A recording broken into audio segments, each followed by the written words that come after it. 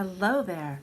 I hope you're having a wonderful day and that you have some super awesome things planned for yourself for today. And if you don't, this is your reminder to plan something super awesome for yourself.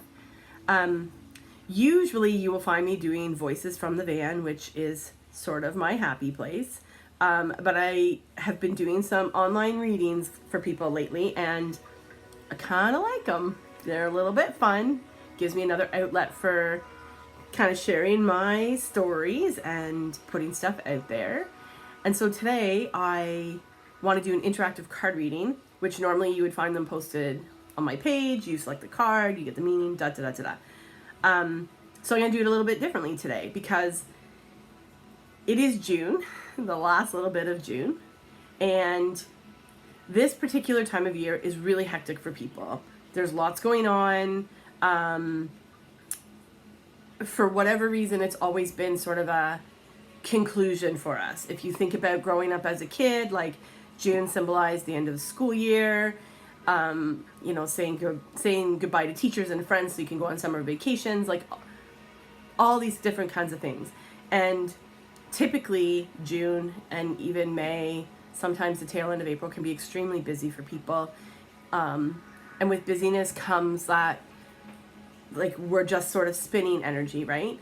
And I think what we also don't take into consideration is that during that particular time of year, there's also lots of conclusion energy happening, or like ending energy, right? So like the end of a school year, the end of potentially certain friendships or certain places. Like if you're graduating from school, let's say, then it's a completion, right? It is the ending of a chapter, the closing, perhaps the closing of a book.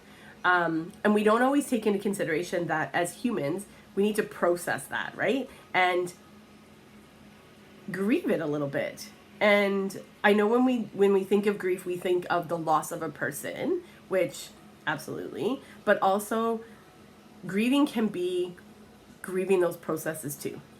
Grieving what we've known for so long, and that movement forward.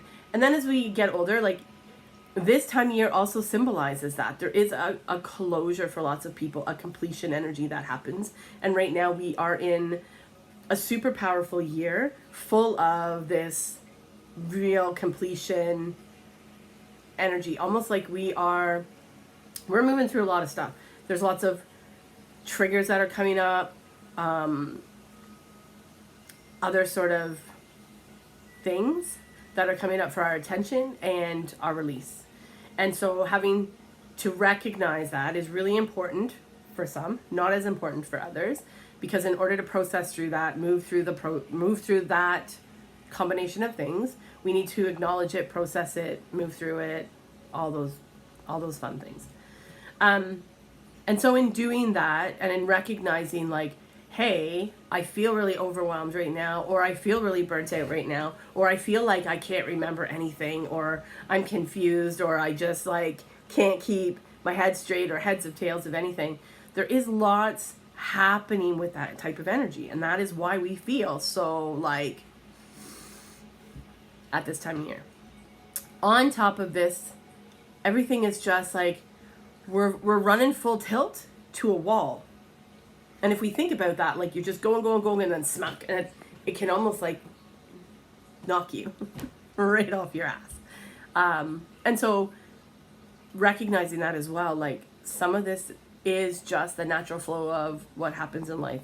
Some is that I need to bring these things to my attention. Some is just this overwhelming energy of all the things happening all at once.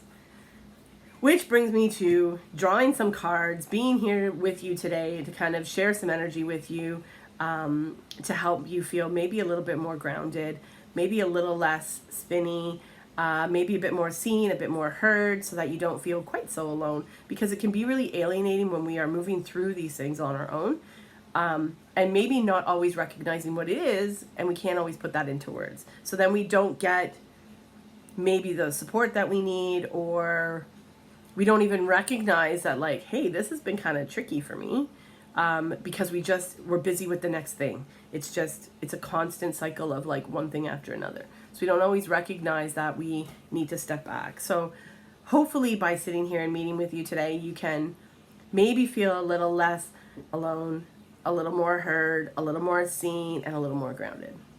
So I chose some cards from the Universal Wisdom deck by Toni, Carmine, Salerno. What I really love about this deck is the butterflies that are on the cards. So butterflies to me represent transformation, rebirth, new beginnings. There is something to be said about a caterpillar going into a cocoon, creating this gooey mess, and then emerging as a butterfly, spreading wings and flying. It is a trust that is just, it's just there. It is like this age-old, I'm going to crawl into a cocoon and come out as a butterfly. I have to trust that that is the process, that that's what's going to happen. And so as humans, we're on this journey of having to trust that we are going to come out the other side as a butterfly, that we are going to be able to go into our cocoons, turn into these gooey messes, and still come out beautiful.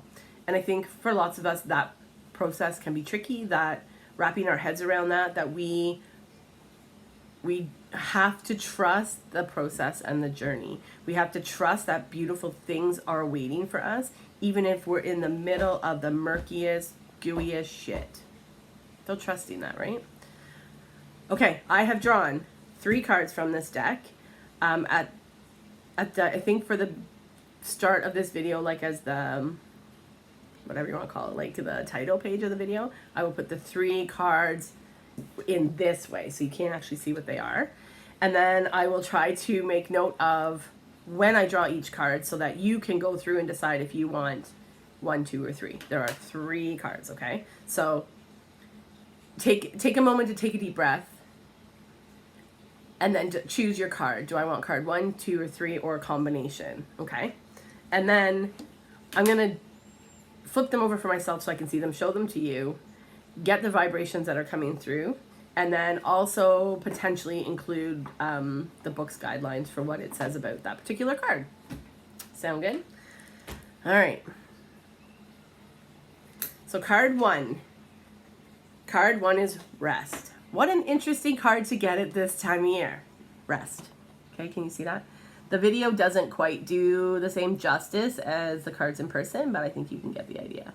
So this particular card has this being, and the title of the card is Rest. So this is sort of your sign. This is your sign, not sort of. This is your sign to take some time for yourself to rest. And really, truly rest. Not just say, oh, I'm just going to take a break here. I'm just going to... No, like actually give yourself permission to rest. Not be distracted by your to-do list. Yep, it's ever growing. If I showed you my kitchen right now, like it is what it is. But actually giving yourself permission to rest. And here's the thing with rest. When you give yourself the opportunity, suddenly things start to rebalance. Okay?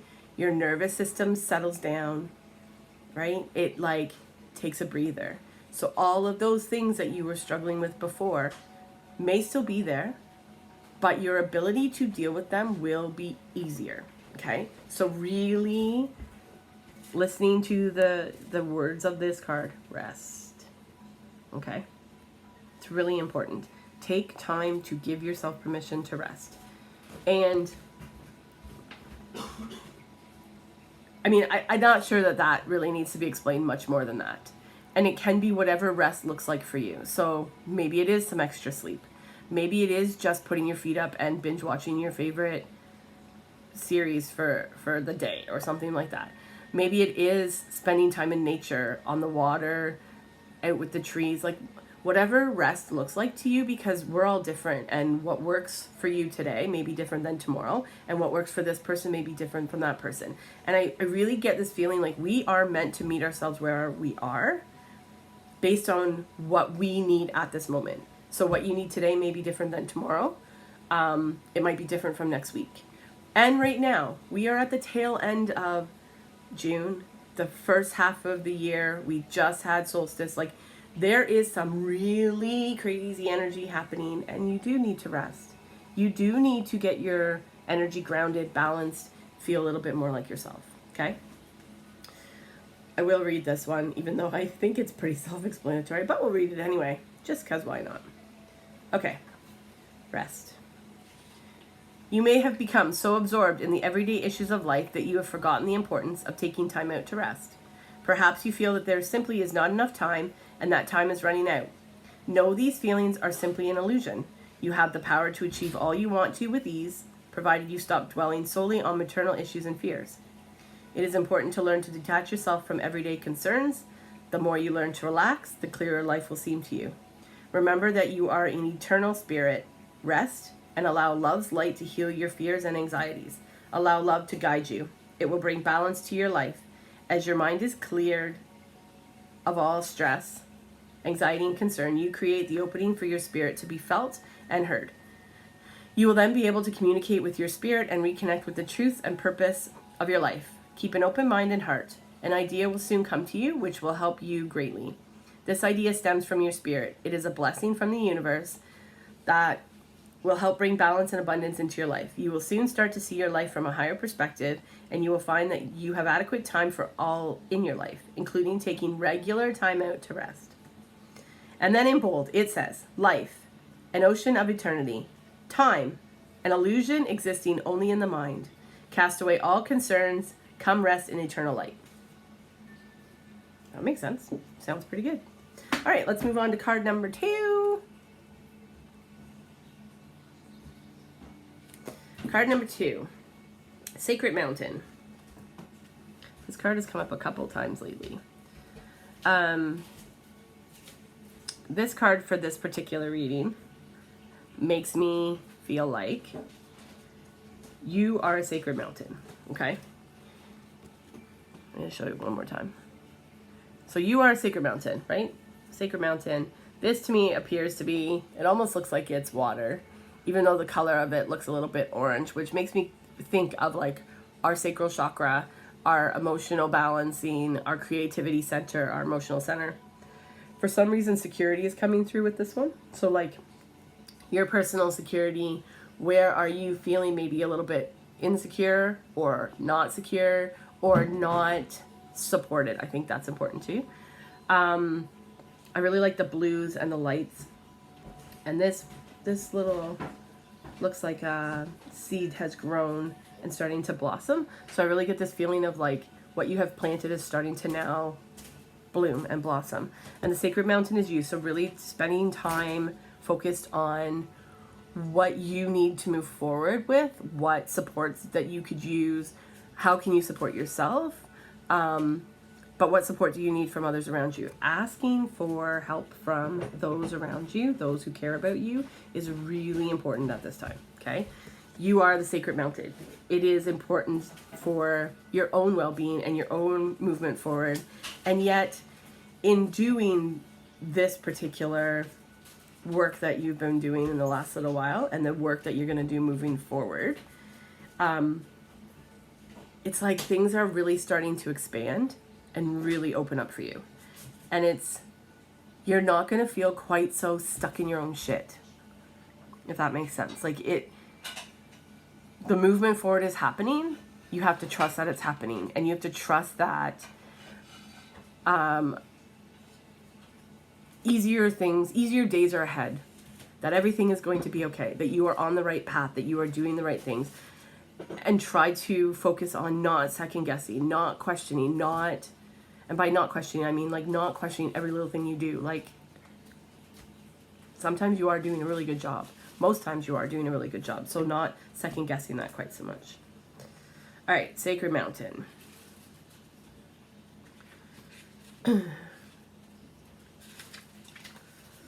This card relates to strength of character, which is derived from a compassionate and loving heart. It reflects the inner strength and compassion that you radiate out to those around you. Like a sacred mountain, your energy is magnetic and magical. You are a mountain of strength and hope for many people. Your love and wisdom are strong and grounded. Because of this, many people will be drawn to you to seek your advice. Yet know that the real attraction occurs at a soul level. Little needs to be said, for your energy is such that it has a calming and healing effect on all who meet or hear about you. Your honesty, courage, and inner beauty are an inspiration to many people. You are indeed a sacred mountain, able to weather the changing seasons of life while always remaining true to your inner nature and wisdom. Very lovely. I like that message. All right. And card number 3. Card number 3 is compassion. Okay, so when I look at this card and I tune into this card, I picture the human body, kind of. I'm not sure why it's specifically being shown to me like that, but what I really like is this like beacon of light, which if I were kind of tuned into a human, that would be in around sort of the heart chakra area is kind of the gist I'm getting off of that. And this beacon of light, like you lead with compassion, okay? And when we are compassionate, empathetic people, we sometimes can also take on other people's energy or like really be affected by that.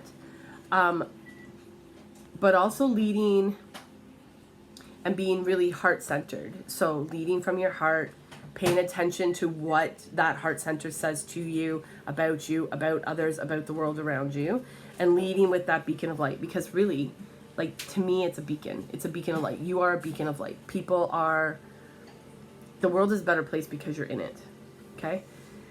The swirls, the energy all around it, so when you look, like, there's all kinds of different colors in it. You can't quite see the detail the same way that I can see the detail, maybe. All the different swirls and energy. So like this movement of energy is constantly moving. It is constantly shifting and changing. We are constantly shifting and changing as humans. Your compassionate side is not a weakness, okay? Your ability to be sensitive to energy, sensitive to other people, compassionate, empathetic, loving, caring is not a weakness. In fact, it is quite the opposite. And so being able to recognize this, like, why do I get so emotional about stuff? You get so emotional because you feel deeply. You get so emotional because you care about the things that are around you. So also making sure that you balance that regularly, you ground that regularly, you take good care of yourself because you are a very compassionate person.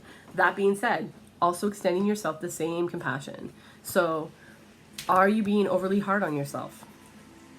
And I'm asking because the energy around is showing me you're being overly hard on yourself. So where can you give yourself an opportunity for a break or a change? Like, give yourself a chance.